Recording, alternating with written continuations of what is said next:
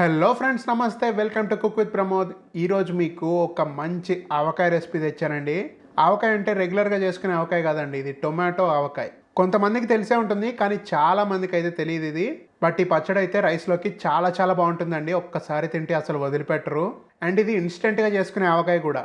So ఇంకా ఏమాత్రం late చేయకుండా స్టార్ట్ చేసేద్దాం. కానీ దానికంటే ముందు మీరు కనుక మా ఛానల్ ఇంకా సబ్స్క్రైబ్ చేసుకోకపోతే వెంటనే సబ్స్క్రైబ్ చేసుకోండి. అండ్ పక్కనే ఉన్న బెల్ ఐకాన్ని యాక్టివేట్ చేసుకోండి. Let's start. ఫస్ట్ అర కేజీ టొమాటోల్ని బాగా కడిగి ఆరబోసి ఇలా 8 ముక్కలుగా కట్ చేసుకుని తీసుకున్నాను. అంటే ఒక్కొక్క టొమాటోని నేను 8 ముక్కలుగా కట్ చేశానండి. అప్పుడు ఈ షేప్లో వస్తాయన్నమాట. ఇప్పుడు ఈ టొమాటోల్లో 2 స్పూన్ల ఉప్పు వేసుకోవాలి. అలాగే 5 స్పూన్ల కారం వేసుకోవాలి. అలాగే 1.5 టీ స్పూను ఆవపిండి, అంటే మస్టర్డ్ పౌడర్ అండి, ఆవాల పొడి అని కూడా అంటారు. ఇది వేసుకుని అర టీ స్పూను మెంతి పొడి లేదా మెంతి పిండి వేసుకుని అర టీ స్పూను పసుపు కూడా వేసి 10 వెల్లుల్లి రెబ్బలు వేసుకోవాలి. వెల్లుల్లి మీకు కావాలనుకుంటే వేసుకోవచ్చండి, లేదా స్కిప్ చేసేయచ్చు. అందరికీ ఇష్టం ఉండదు కాబట్టి కంపల్సరీ ఏం లేదు. తర్వాత వేరుశనగ నూనె లేదా నువ్వుల నూనె కోల్డ్ ప్రెస్డ్ అయితే బాగుంటుందండి. ఇది 150 ml లేదా అర కప్పు వరకు వేసుకోవాలండి.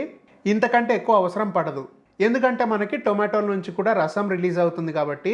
ఇంకో విషయం ఏంటంటే ఇది ఇన్స్టెంట్ పికిల్ కాబట్టి తక్కువ క్వాంటిటీలో చేసుకుంటారు.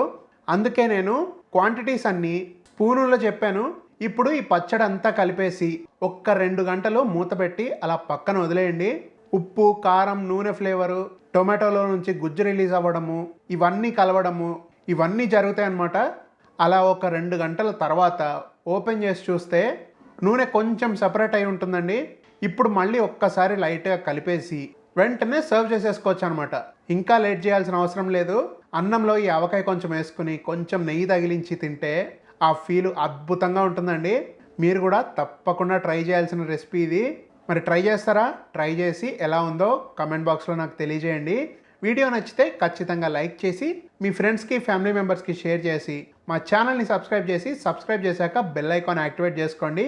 మళ్ళీ వచ్చే వీడియోలో కలుద్దాం.